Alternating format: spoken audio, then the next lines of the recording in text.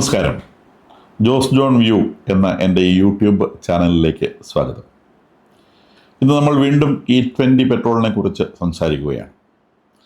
E20 പെട്രോളിനെ കുറിച്ചൊരു programme നമ്മൾ ഈ പ്ലാറ്റ്ഫോമിൽ ചെയ്തിരുന്നു ഒരു ഒന്നര ആഴ്ച മുൻപ്. പക്ഷേ അന്ന് ആർക്കും E20 പെട്രോളാണ് തങ്ങളുടെ വാഹനങ്ങളിൽ ഒഴിക്കുന്നതെന്ന് ബഹുഭൂരിഭാഗത്തിന് അറിയത്തില്ലായിരുന്നു. പക്ഷേ ഈ ഒന്നൊന്നര ആഴ്ച കൊണ്ട് ഇത് വലിയ വാർത്തയാവുകയും വീണ്ടും നമ്മളുടെ മലയാളം ന്യൂസ് പേപ്പറുകളിലും അതുപോലെ ചാനലുകളിലുമൊക്കെ വലിയ ഡിസ്കഷൻ ആവുകയും ചെയ്തിരിക്കുകയാണ്. വാസ്തവത്തിൽ ഡിസ്കസ് ചെയ്യപ്പെടുന്നത് അൺഇമ്പോർട്ടൻ്റ് ആയിട്ടുള്ള കാര്യങ്ങളാണ്. അതായത് ഈ E20 പെട്രോളിനകത്ത് വെള്ളം ചേർത്താണ് വിൽക്കുന്നത്, അല്ലെങ്കിൽ നിതിൻ ഗഡ്കരിയുടെ മക്കളാണ് E20 പെട്രോൾ ഉണ്ടാക്കുന്നത്, ഇമാതിരിയുള്ള ഫേക്കായിട്ടുള്ള അല്ലെങ്കിൽ രാഷ്ട്രീയം മാത്രം വരുന്ന തരത്തിലുള്ള ഡിസ്കഷൻസാണ് പ്രധാനമായിട്ടും ഇതിനകത്ത് വരുന്നത്. നമ്മൾ മനസ്സിലാക്കിയിട്ടുള്ളതുപോലെ E20 പെട്രോൾ എന്ന് പറഞ്ഞാൽ പെട്രോളിൻ്റെ ഉള്ളിൽ, നോർമൽ പെട്രോളിൻ്റെ ഉള്ളിൽ 20% ആൽക്കഹോൾ, എത്തനോൾ കലർത്തിയ പെട്രോളിനെയാണ് E20 പെട്രോൾ എന്ന് വിളിക്കുന്നത്. ഏപ്രിൽ 1, 2026 മുതൽ ഇന്ത്യയിലെ പെട്രോൾ പമ്പുകളിൽ ഈ പെട്രോൾ മാത്രമാണ് ഒരു സാധാരണ ഉപഭോക്താവിന് ലഭിക്കുന്നത്. നേരെ മറിച്ച് വളരെ സ്പെഷ്യലൈസ്ഡ് ആയിട്ടുള്ള വാഹനങ്ങൾ ഉപയോഗിക്കുന്നവർക്ക് ചുരുക്കം ചില പമ്പുകളിൽ 100% പെട്രോൾ ഇപ്പോഴും ലഭിക്കുന്നുണ്ട്. പക്ഷേ അതിന് വലിയ വിലയാണ്, 170 രൂപയൊക്കെയാണ് ഒരു ലിറ്ററിന് ചാർജ് ചെയ്യുന്നത്. അപ്പോൾ അത് സാധാരണ പമ്പുകളിൽ അവൈലബിൾ അല്ല. ഇപ്പോഴത്തെ പമ്പുകളിലൊക്കെ അവൈലബിൾ ആയിട്ടുള്ളത് E20 പെട്രോളാണ്. നമ്മളുടെ എല്ലാ വാഹനങ്ങളിലും, കാറുകളിലായിക്കോട്ടെ സ്കൂട്ടറുകളിലായിക്കോട്ടെ ഒഴിക്കുന്നത് E20 പെട്രോളാണ്. അപ്പോൾ അത് വാസ്തവത്തിൽ അതൊരു പുതിയ കാര്യമല്ല. നമ്മൾ എത്തനോള് പെട്രോളിൽ കലർത്തുന്നു എന്നുള്ളതൊരു പുതിയ സംഗതിയല്ല. 2000 ആണ്ട് മുതൽ തന്നെ നമ്മൾ ഇതിനെക്കുറിച്ച് ചിന്തിച്ചു തുടങ്ങിയിരുന്നു.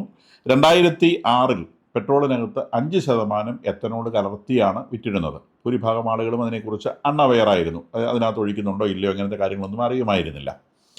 അത് കഴിഞ്ഞ് ഇത് 2009 10% വർദ്ധിപ്പിച്ചു. പക്ഷേ രാജ്യത്തെ മുഴുവൻ പമ്പുകളിലും 10% എത്തനോൾ കലർത്തിയ പെട്രോൾ നൽകുവാൻ പെട്രോളിയം കമ്പനികൾക്ക് സാധിച്ചിരുന്നില്ല. അതിന് കാരണം എത്തനോളിൻ്റെ അവൈലബിലിറ്റി കുറവായിരുന്നു. എത്തനോൾ എന്ന് പറഞ്ഞാൽ ആൽക്കഹോളാണ്, നമ്മൾ കുടിക്കാനൊക്കെ ഉപയോഗിക്കുന്ന അതേ സാധനം തന്നെയാണ്. പക്ഷേ അത് പെട്രോളിൽ കലർത്തുന്നത് 100% പ്യുവർ ആയിട്ടുള്ള ആൽക്കഹോളാണ്. കള്ളുകുടിയന്മാർക്ക് കൊടുക്കുന്ന ആൽക്കഹോൾ 42% വോളിയം ബൈ വോളിയം എന്ന് പറഞ്ഞാൽ 100 ml എടുത്താൽ അതിനകത്ത് 42 ml ആൽക്കഹോളും ബാക്കി 58 ml വെള്ളവും ചേർത്തിട്ടാണ് നമ്മളുടെ അടുത്ത് കുപ്പിക്കകത്താക്കി ബെവറേജസ് കോർപ്പറേഷൻ തരുന്നത്. അത് ലോകത്തെല്ലായിടത്തും ആ ഒരു പെർസെൻറ്റേജിലാണ് ആൽക്കഹോൾ, കുടിയന്മാർക്ക് വിൽക്കുന്ന ആൽക്കഹോൾ വിൽക്കുന്നത്. വാഹനത്തിൽ ഉപയോഗിക്കുന്ന അത്തരം ആൽക്കഹോളല്ല. വാഹനത്തിൽ ഉപയോഗിക്കുന്ന ആൽക്കഹോൾ എന്ന് പറയുന്നത് പ്യുവറസ്റ്റ് ആൽക്കഹോളാണ്. അപ്പോൾ ഈ സർക്കാരിൽ നിന്ന് കുടിയന്മാർക്ക് കിട്ടുന്ന ആൽക്കഹോൾ വെള്ളം ചേർത്ത ആൽക്കഹോൾ ആയതുകൊണ്ട് ആളുകൾക്ക് ഒരു തെറ്റിദ്ധാരണയുണ്ട്, ഈ ആൽക്കഹോൾ തന്നെയാണ് പെട്രോളിലും കലർത്തുന്നത് എന്നൊരു വിചാരമുണ്ട്. എന്ന് പറഞ്ഞാൽ 58% വെള്ളമുള്ള ആൽക്കഹോളാണ്. അതാണിപ്പം പാടി നടക്കുന്ന ഒരു പ്രധാനപ്പെട്ട സംഗതി. വെള്ളമാണ്, പെട്രോളിനകത്തേക്ക് വെള്ളം ചേർക്കുകയാണ്. ആൽക്കഹോളിനകത്ത് വെള്ളം ഉണ്ടല്ലോ, കാരണം നമുക്ക് കിട്ടുന്ന ആൽക്കഹോൾ, കുടിക്കാൻ വേണ്ടി കിട്ടുന്ന ആൽക്കഹോളിൽ വെള്ളമുണ്ട്. അപ്പോൾ അതുപോലെ തന്നെയുള്ള വെള്ളം ഈ കുപ്പിക്കകത്ത് നേരെ പെട്രോളിലേക്ക് ഒഴിക്കുകയാണെന്നൊരു ധാരണയാണ് ആൾക്കാർക്കുള്ളത്. തീർച്ചയായിട്ടും അങ്ങനെയല്ല. ഓട്ടോമൊബൈൽ ഫ്യൂവലിനകത്ത് ചേർക്കാൻ വേണ്ടിയുള്ള ആൽക്കഹോൾ സെപ്പറേറ്റ് തന്നെയാണ്. 100% ആൽക്കഹോളാണ്, 100% ആൽക്കഹോളാണ്. അതിനകത്ത് 1% ആൽക്കഹോൾ അല്ലാത്ത സാധനമുണ്ട്, അത് വെള്ളമല്ല. അത് അതിനെ ഡീനേച്ചർ ചെയ്യാൻ വേണ്ടി പിരിഡിൻ പോലത്തെ സാധനങ്ങളാണ്. അതായത് എടുത്ത് കുടിക്കാൻ ഉപയോഗിക്കാതിരിക്കാൻ വേണ്ടി. കാരണം അതിന് ടാക്സിലൊക്കെ വ്യത്യാസമുണ്ട്. കുടിക്കാൻ ഉപയോഗിക്കുന്ന ആൽക്കഹോളിൻ്റെയും അതുപോലെ പെട്രോൾ ഉപയോഗിക്കുന്ന ആൽക്കഹോളിൻ്റെയൊക്കെ ടാക്സിലൊക്കെ വ്യത്യാസം ഉള്ളതുകൊണ്ട് വിലയിൽ വലിയ വ്യത്യാസമുണ്ട്. അപ്പോൾ അതുകൊണ്ട് ഈ പെട്രോൾ ചേർക്കാനുള്ള ഈ എത്തനോൾ എടുത്ത് കുടിച്ചു കളയരുതെന്ന് വിചാരിച്ചാൽ അത് ഡീനേച്ചർ ചെയ്യും. ഡീനേച്ചർ ചെയ്യുക എന്ന് പറഞ്ഞാൽ അതിനകത്ത് വിഷാംശമുള്ള സാധനങ്ങൾ ചേർക്കും. അങ്ങനെയുള്ള ആൽക്കഹോൾ എടുത്ത് കഴിച്ചിട്ടാണ് കണ്ണുപൊട്ടി എന്നൊക്കെ പറയുന്നത്. ഓക്കെ, അപ്പം ആ ഡീനേച്ചർ ചെയ്യാനുള്ള സാധനം അത് വെള്ളമല്ല, അത് വേറെ സാധനങ്ങൾ, അതും ഓർഗാനിക് ആയിട്ടുള്ള സംഗതികൾ തന്നെയാണ്, ഓർഗാനിക് കാർബൺ കോമ്പൗണ്ട്സ് തന്നെയാണ്. അവ ചേർത്ത മെറ്റീരിയൽസ് കൂടെ ചേർത്തിട്ടുള്ള 100% ആൽക്കഹോൾ എന്ന് പറയുന്നതാണ് പെട്രോളായിട്ട് മിക്സ് ചെയ്യുന്നത്. അതിനകത്തൊരു തരി വെള്ളം പോലും ഉണ്ടെങ്കിൽ അത് പെട്രോളായിട്ട് മിക്സ് ആവില്ല എന്ന് മാത്രമല്ല, വെള്ളം വേറെ കിടക്കും. അത് പെട്രോൾ എഞ്ചിനിൽ ചെന്ന് കഴിഞ്ഞാൽ ആ എഞ്ചിൻ അപ്പോൾ തന്നെ സ്റ്റോപ്പായി പോകും. അത് എഞ്ചിനകത്ത് വെള്ളം ചേർത്ത് പെട്രോൾ ഉപയോഗിക്കാൻ പറ്റില്ല. അതിൻ്റെ ബേണിംഗ് ടൈമിനെയും ഒക്കെ അത് ബാധിക്കുന്നത് കൊണ്ട് നിശ്ചയമായിട്ടും വെള്ളം ചേർത്ത പെട്രോൾ എഞ്ചിനകത്ത് ഉപയോഗിക്കാൻ പറ്റില്ല എന്നുള്ളൊരു വസ്തുതയാണ്. ഒരു വെള്ളം ചേർക്കുന്നു എന്നുള്ളതൊക്കെ ഒരു വിവരവും ഇല്ലാത്ത ആളുകൾ പറയുന്ന കാര്യമാണ്. അങ്ങനത്തെ ഒരു വിഷയമേ ഉദിക്കുന്നില്ല, വേറെ വിഷയങ്ങൾ ഉള്ളതാണ്. അപ്പം നമ്മൾ പറഞ്ഞു വന്നത്, ഇത് 2006 5% എത്തനോളുള്ള പെട്രോളാണ് വിറ്റിരുന്നത്. പിന്നീട് 2009 അത് 10%. പക്ഷേ ആൽക്കഹോൾ ആവശ്യത്തിന് രാജ്യത്തിൽ അവൈലബിൾ അല്ലാത്തത് കൊണ്ട് എല്ലാ പമ്പുകളിലും അത് വിറ്റിരുന്നില്ല എന്നുള്ളതാണ് സത്യം. പിന്നീട് ആൽക്കഹോളിൻ്റെ പ്രൊഡക്ഷൻ കൂട്ടാൻ ധാന്യങ്ങളിൽ നിന്ന് ആൽക്കഹോൾ പ്രൊഡ്യൂസ് ചെയ്യാൻ വേണ്ടി നിയമം നിർമ്മിക്കേണ്ടി വന്നിട്ടുണ്ട്. കാരണം ഇന്ത്യ ഒരു പട്ടിണി രാജ്യമായിരുന്നു എന്ന് നമുക്കറിയാം. ഇപ്പം നമുക്ക് സർപ്ലസ് ധാന്യങ്ങളുണ്ട്. പക്ഷെ ധാന്യങ്ങളെ മറ്റ് പർപ്പസിന് വേണ്ടി ഉപയോഗിക്കാൻ ഇന്ത്യയിൽ നിയമമില്ല.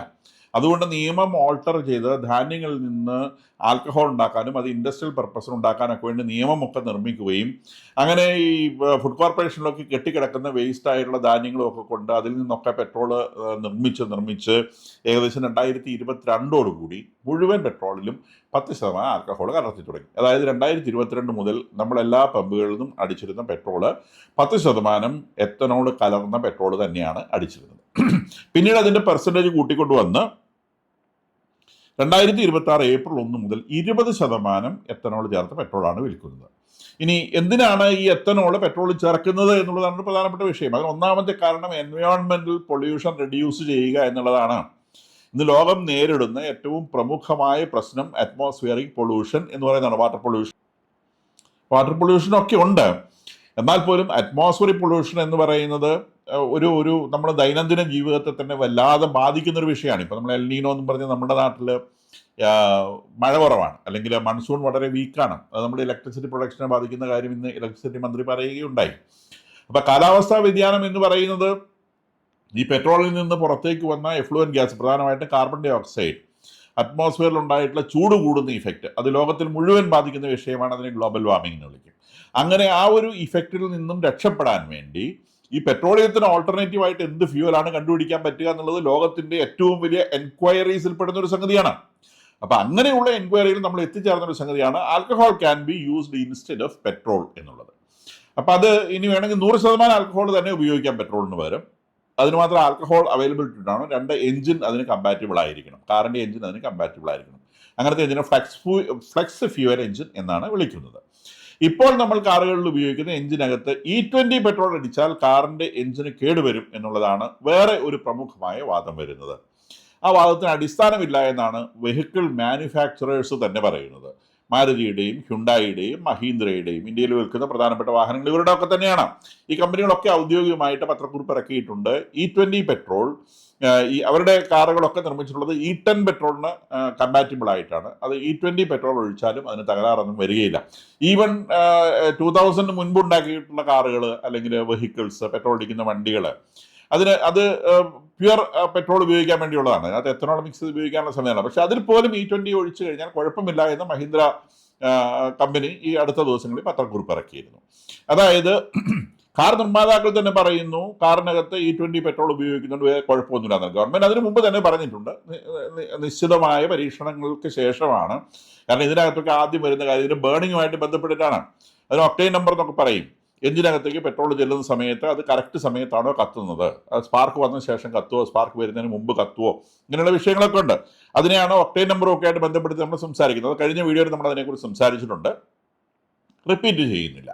അപ്പം ആ വിഷയങ്ങളൊക്കെ ഉറപ്പിച്ചതിന് ശേഷമാണ്, കറക്റ്റ് ബേണിംഗ് ടൈമിൽ തന്നെ അത് ബേൺ ചെയ്യും എന്ന് ഉറപ്പിച്ചതിന് ശേഷം തന്നെയാണ് ഇത് മാർക്കറ്റിലിറക്കി വിൽക്കുന്നതെന്ന് മനസ്സിലാക്കണം. അപ്പം അതുകൊണ്ട് ഇത് ആസച്ച് അതിൻ്റെ ഒരു ഫ്യൂവൽ എന്ന നിലയ്ക്ക്, ഒരു ഇന്ധനം എന്ന നിലയ്ക്ക് അത് പെട്രോളുമായിട്ട് 100% മാച്ച് ചെയ്തു പോകുന്ന ഒരു സാധനമാണ്. പിന്നെ ഇതിനെ സംബന്ധിച്ച് നിലനിൽക്കുന്ന പ്രധാനപ്പെട്ട ഒരു ആരോപണം എന്ന് പറയുന്നത് ആൽക്കഹോൾ ഹൈഗ്രോസ്കോപ്പിക് ആണ്. ഹൈഗ്രോസ്കോപ്പിക് എന്ന് പറഞ്ഞാൽ വെള്ളം വലിച്ചെടുക്കുന്നതാണ്. ഇപ്പം നമ്മൾ മേശപ്പുറത്ത് വയ്ക്കുന്ന ടേബിൾ സോൾട്ട്, നമുക്കറിയാം മഴക്കാലത്ത് ടേബിൾ സോൾട്ട് അതിൽ തന്നെ വെള്ളം വലിച്ചെടുത്ത് തന്നെത്താൻ അലിഞ്ഞു പോകുന്നത് നമുക്ക് കാണാം. അത് ഹൈഗ്രോസ്കോപ്പിക്, അറ്റ്മോസ്ഫിയറിലുള്ള വെള്ളം, അറ്റ്മോസ്ഫിയറിൽ ഹ്യൂമിഡിറ്റി ഉണ്ട്. പ്രത്യേകിച്ച് നമ്മുടെയൊക്കെ നാട്ടിൽ വളരെയേറെ ഹ്യൂമിഡിറ്റി ഉണ്ട്. ആ ഹ്യൂമിഡിറ്റീനെ ഹൈഗ്രോസ്കോപ്പിക് ആയിട്ടുള്ള, വെള്ളത്തോട് കൂടുതൽ അഫിനിറ്റിയുള്ള, താല്പര്യമുള്ള കോമ്പൗണ്ട്സിനെ വലിച്ചെടുക്കും. സോഡിയം ക്ലോറൈഡിന് ഹൈഗ്രോസ്കോപ്പിക് ആണ്. പക്ഷെ അതിനേക്കാൾ ഹൈഗ്രോസ്കോപ്പിക് ആയിട്ടുള്ള chlorides of calcium and magnesium നമ്മളുടെ ടേബിൾ സോൾട്ടിനകത്ത് ഒരു ഇമ്പ്യൂരിറ്റി ആയിട്ടുണ്ട്. അപ്പോൾ chlorides of calcium and magnesium അഥവാ magnesium chloride, calcium chloride highly hygroscopic ആണ്. വെള്ളത്തിൻ്റെ ഒരു മോളിക്കൂൾ അവൻ്റെ അടുത്തെത്തി കഴിഞ്ഞാൽ പിടിച്ചെടുക്കും. അങ്ങനെ പിടിച്ചെടുക്കുന്നത് കൊണ്ടാണ് ഈ ഉപ്പ് വളരെ വേഗം ഇങ്ങനെ അലിഞ്ഞു പോകുന്നത് എന്ന് മനസ്സിലാക്കണം. കൂടുതൽ പ്യൂറായിട്ടുള്ള ഉപ്പ് അത്ര വേഗം അലിഞ്ഞു പോവുകയില്ല. അപ്പോൾ ഈ ആൽക്കഹോളിനും ഇതേപോലത്തെ ഒരു സ്വഭാവമുണ്ട്. അതിനടുത്തേക്ക് വെള്ളം എത്തിക്കഴിഞ്ഞാൽ അത് വലിച്ചെടുക്കും. അപ്പോൾ ഈ പെട്രോളിൽ മിക്സ് ചെയ്തിട്ടുള്ള ആൽക്കഹോൾ അറ്റ്മോസ്ഫിയറിക് ഹ്യൂമിഡിറ്റിയിൽ നിന്നും വെള്ളത്തെ വലിച്ചെടുത്ത് അത് പെട്രോൾ ടാങ്കിൽ എത്തിക്കുമോ? അങ്ങനെ പെട്രോൾ ടാങ്കിൽ എത്തിച്ചു കഴിഞ്ഞാൽ അത് വാഹനത്തിൻ്റെ പാർട്സിനെ കേടുവരുത്തുമോ എന്നുള്ളതാണ് വിഷയം. അപ്പം ഈ പെട്രോളിനകത്ത് വെള്ളം ചേർക്കുന്നത് കൊണ്ട് ഇഗ്നീഷനുമായി ബന്ധപ്പെട്ടുള്ള പ്രശ്നം ഇതിനുണ്ടാവുന്നു. വേറൊന്ന്, ആൽക്കഹോള് ഈ വണ്ടിയുടെ പാർട്സിൽ, വണ്ടിയുടെ റബ്ബർ പാർട്സ്, പ്ലാസ്റ്റിക് പാർട്സ് ഒക്കെ ഉണ്ട്, അതിനകത്തൊക്കെ ചെറിയ തോതിൽ ഹ്യൂമിഡിറ്റി ഉണ്ട്. ആ ഹ്യൂമിഡിറ്റി അതിന് ആവശ്യവുമാണ്. അത് വെച്ചിട്ടാണ് ആ മെറ്റീരിയലിൻ്റെ പ്രോപ്പർട്ടി അഡ്ജസ്റ്റ് ചെയ്തിട്ടുള്ളത്. അതിനകത്ത് ഹ്യൂമിഡിറ്റിയും കൂടെ വെച്ചുകൊണ്ടാണ്. അപ്പോൾ അതിനകത്തുള്ള ഹ്യൂമിഡിറ്റിനെ ഇവ വലിച്ചെടുത്ത് കളയോ, അങ്ങനത്തെ സ്വഭാവമുണ്ട്. ഇപ്പോൾ കാൽഷ്യം ക്ലോറൈഡ് ഒക്കെയാണ് അതിൻ്റെ അടുത്ത് ഒരു മെറ്റീരിയൽ വെച്ച് കഴിഞ്ഞാൽ അതിനകത്തുള്ള വെള്ളം മുഴുവൻ വലിച്ചെടുക്കും. അപ്പം അതുപോലെ ഇതിനകത്തെ വെള്ളം ഇത് വലിച്ചെടുത്ത് കളയോ, ഇങ്ങനത്തെ ഭയങ്ങളൊക്കെയാണ് പ്രധാനമായിട്ടുള്ളത്. അപ്പോൾ ഇതിൻ്റെ റബ്ബർ പാർട്ടുകൾ കേടുവരുത്തുമോ, പ്ലാസ്റ്റിക് പാർട്ടുകൾ കേടുവരുത്തുമോ? സാധാരണഗതിയിൽ തന്നെ ഒരു കൊറോഷൻ ഇത്തരം പാർട്സിനൊക്കെ ഉണ്ട്. അതിനെ ചെറിയ തോതിൽ എൻഹാൻസ് ചെയ്യാൻ ഒരുപക്ഷെ സാധിച്ചേക്കാം എന്നല്ലാതെ പറയത്തക്ക രീതിയിലുള്ള ഒരു വലിയ ടൈപ്പ് കൊറോഷൻ ഇമ്പാർട്ട് ചെയ്യുവാൻ ആൽക്കഹോളിന് സാധിക്കുകയില്ല എന്നാണ് പഠനങ്ങൾ സൂചിപ്പിക്കുന്നത്. അപ്പോൾ ഈ ആൽക്കഹോൾ യൂസ് ചെയ്യുന്നത് സേഫ് തന്നെയാണ്. കൂടാതെ ഇതിൻ്റെ ഹൈഗ്രോസ്കോപ്പിക് പ്രോപ്പർട്ടി പെട്രോളിൽ കലർത്തുന്നതോടെ ഒരുപാട് കുറയും. കാരണം ഹൈഗ്രോസ്കോപ്പിക് പ്രോപ്പർട്ടി എന്ന് പറയുന്നത് ആൽക്കഹോൾ മോളിക്യൂൾ C2H5OH OH എന്ന് പറയുന്ന പാർട്ടാണ് വാട്ടറുമായിട്ട് ഇൻട്രാക്ട് ചെയ്യുന്നത്. Water is H2O. അപ്പോൾ അറ്റ്മോസ്ഫിയറിലെ H2Oയും ആൽക്കഹോളിലെ OH തമ്മിൽ ഇൻറ്ററാക്ട് ചെയ്തിട്ട് അല്ലെങ്കിൽ അട്രാക്ട് ചെയ്തിട്ട് ഈ H2Oനെ വലിച്ച് ഇതിനകത്തേക്ക് എടുക്കുന്ന പ്രോസസ്സിനെയാണ് ഹൈഗ്രോസ്കോപ്പിക് നേച്ചർ എന്നൊക്കെ പറയുന്നത്. പക്ഷേ ഇത് പെട്രോളിനകത്ത് കലർത്തുന്ന സമയത്ത് പെട്രോളുമായിട്ടുള്ള കൊഹഷൻ, പെട്രോളുമായിട്ട് ഈ മോളിക്യൂൾ എത്തനോളിൻ്റെ മോളിക്യൂൾ പെട്രോളുമായിട്ട് ഇൻട്രാക്ട് ചെയ്യും. അങ്ങനെയാണല്ലോ അത് അതിനകത്ത് ഡിസോൾവ് ചെയ്ത് കിടക്കുന്നത്. പെട്രോളിനകത്ത് ഇങ്ങനെ പരന്ന് കിടക്കുകയാണ്. അപ്പം പെട്രോൾ മോളിക്യൂളിൻ്റെ ഇടയ്ക്ക് ആൽക്കഹോൾ മോളിക്യൂൾസ് കയറി നിൽക്കുകയാണ്. അതിനെയാണ് സോൾവേഷൻ എന്ന് പറയുന്ന പ്രോസസ്സാണത്. നമ്മൾ ഉപ്പ് വെള്ളത്തിൽ ഇട്ട് കഴിഞ്ഞാൽ ഉപ്പ് എണ്ണയും CLുമായി വേർതിരിഞ്ഞുകൊണ്ട് വാട്ടർ മോളിക്യൂളിൻ്റെ ഇടയിൽ കയറി ഇങ്ങനെ പെറുക്കി വെച്ചതുപോലെ നിൽക്കും. വാട്ടർ മോളിക്യൂൾ അതിനെ ചുറ്റി നിൽക്കും. അതിൻ്റെ പ്രോസസ്സിൻ്റെ പേര് സോൾവേഷൻ എന്നാണ്. എന്ന് പറയുന്നത് പോലെ ഈ ആൽക്കഹോൾ മോളിക്യൂള് പെട്രോളിനകത്ത് ചെല്ലുമ്പോൾ പെട്രോളിൻ്റെ മോളിക്യൂൾസ് അതിനെ ഇങ്ങനെ പൊതിഞ്ഞു പിടിക്കും. അങ്ങനെ പൊതിഞ്ഞു പിടിക്കുന്ന സമയത്ത് ആൽക്കഹോളിൻ്റെ മോളിക്യൂളും പെട്രോളിൻ്റെ മോളിക്യൂളും തമ്മിലൊരു ഇൻട്രാക്ഷൻ ഉണ്ടാകും. കൊഹസീവ് ഫോഴ്സ് എന്ന് പറയും. അപ്പോൾ ആ കൊഹസീവ് ഫോഴ്സ് വരുന്നത് കൊണ്ട് തന്നെ വാട്ടർ മോളിക്യൂളിനെ അട്രാക്ട് ചെയ്യാനുള്ള ഈ ആൽക്കഹോൾ മോളിക്യൂളിൻ്റെ ശേഷി കുറഞ്ഞു പോകും. കാരണം ആ അട്രാക്ഷനോട് ഉപയോഗിക്കേണ്ട ഫോഴ്സിൻ്റെ, ശക്തിയുടെ ഒരു ഭാഗം പെട്രോളുമായിട്ട് ലിങ്ക് ചെയ്യാൻ അത് ഉപയോഗിക്കുന്നു. അതോടെ അതിൻ്റെ വാട്ടർ അബ്സോർപ്ഷൻ കപ്പാസിറ്റി കുറഞ്ഞു പോകുന്നു.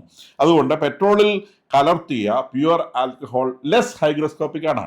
അതുകൊണ്ട് തന്നെ ആ നിലയ്ക്കും നമ്മൾ ഇതിനെപ്പറ്റി ഭയക്കാനില്ല. അതായത് സ്വാഭാവികമായിട്ടും ഈ ആൽക്കഹോളിനെ സംബന്ധിച്ച് ആളുകൾ പറയുന്ന തരത്തിലുള്ള യാതൊരു അപകടവും E20 ആൽക്കഹോളിനില്ല. പക്ഷെ പ്രൂവൺ ആയിട്ടൊരു സംഗതിയുണ്ട്, ആൽക്കഹോളിൻ്റെ കലോറിഫിക് വാല്യൂ കുറവാണ്. അതായത് ഒരു യൂണിറ്റ് ആൽക്കഹോൾ കത്തുമ്പോൾ കിട്ടുന്ന ചൂട് ഒരു യൂണിറ്റ് പെട്രോൾ കത്തുമ്പോൾ കിട്ടുന്ന ചൂടിനേക്കാൾ കുറവാണ്. അതിനെ നമ്മൾ കലോറിഫിക് വാല്യൂ എന്ന് വിളിക്കും. അപ്പോൾ കലോറിഫിക് വാല്യൂ കുറയുമ്പോൾ സ്വാഭാവികമായിട്ടും മൈലേജ് കുറയും, പിക്കപ്പ് കുറയും, ഇങ്ങനത്തെ ചെറിയ ചെറിയ പ്രശ്നങ്ങൾ ഉണ്ടാവും. അപ്പോൾ മൈലേജിൽ 6 to 7% കുറവുണ്ടാവും എന്നത് ഒരു ഫാക്റ്റാണ്. രണ്ട്, അത് പിക്കപ്പിനെയും ചെറിയ തോതിൽ ബാധിക്കും. അത് വലിയ സോഫിസ്റ്റിക്കേറ്റഡ് ആയിട്ട് സ്പോർട്സ് വെഹിക്കിൾസിൽ ഈ എത്തനോൾ കലർത്തിയ പെട്രോൾ ഉപയോഗിക്കാത്ത, അവിടെ പ്യുവർ പെട്രോൾ മാത്രമേ ഉപയോഗിക്കാൻ പറ്റുള്ളൂ. ഇപ്പോൾ വിമാനത്തിലൊക്കെയാണ് ഗ്യാസോലീൻ എന്ന് പറയുന്ന സാധനം, അതിനകത്തൊന്നും ആൽക്കഹോൾ ചേർത്തിട്ട് ഉപയോഗിക്കാൻ പറ്റില്ല. കാരണം ആ പിക്കപ്പ് അത് കുറച്ച് കുറയാനുള്ള സാധ്യതയും ഇവിടെ ബാക്കി നിൽക്കുന്നുണ്ട്. ഇത്തരം ജെന്യുവൻ ആയിട്ടുള്ള സംഗതികൾ ഉണ്ട് എന്നുള്ളത് നേരാണ്. പക്ഷേ ഇത് അറ്റ്മോസ്ഫിയറിക് പൊല്യൂഷനുമായിട്ട് തട്ടിച്ചു നോക്കുമ്പോൾ, ആൽക്കഹോൾ ഉണ്ടാക്കുന്ന അറ്റ്മോസ്ഫിയറിക് പൊല്യൂഷനായിട്ട് തട്ടിച്ചു നോക്കുമ്പോൾ ഈ ചെറിയ തകരാറുകൾ സഹിക്കാമെന്നാണ് നമ്മൾ വിചാരിക്കേണ്ടത്. കാരണം പ്രകൃതിക്ക് വേണ്ടി അത്രയും ഒന്നും സഹിക്കാൻ നമ്മൾ തയ്യാറാവണം എന്നുള്ളതാണ്. വേറൊന്ന്, നിതിൻ ഗഡ്കരിയുടെ മക്കളൊക്കെയാണ് ഈ ആവശ്യത്തിനുള്ള ആൽക്കഹോൾ ഉണ്ടാക്കി കൊടുക്കുന്നത് എന്നുള്ളതാണ് മറ്റൊരു ആരോപണം. ഈ രാജ്യത്തെ പെട്രോളിൽ ചേർത്താൽ മാത്രമുള്ള ആൽക്കഹോൾ ഒരു സ്ഥലത്തൊന്നും നിർമ്മിക്കാനേ പറ്റില്ല. ഈ രാജ്യം മുഴുവനുള്ള നെറ്റ്വർക്ക് ഓഫ് ആൽക്കഹോൾ ജനറേഷൻ കമ്പനികൾ ചേർന്നിട്ടാണ് ഇത്രത്തോളം ആൽക്കഹോൾ പ്രൊഡ്യൂസ് ചെയ്യുന്നത്. അത് തന്നെ ആവശ്യത്തിന് മതിയാവുന്നില്ല എന്നുള്ളതാണ് ഒരു വസ്തുത. നമ്മുടെ രാജ്യം മാത്രമൊന്നുമല്ല ആൽക്കഹോൾ ഉപയോഗിക്കുന്നത് കേട്ടോ. അമേരിക്കയിൽ ഉപയോഗിക്കുന്ന ആൽക്കഹോൾ E10ഉം E15ഉം ആൽക്കഹോളാണ് അമേരിക്ക ഉപയോഗിക്കുന്നത്. ബ്രസീലിൽ E30 ആൽക്കഹോളാണ് ഉപയോഗിക്കുന്നത്.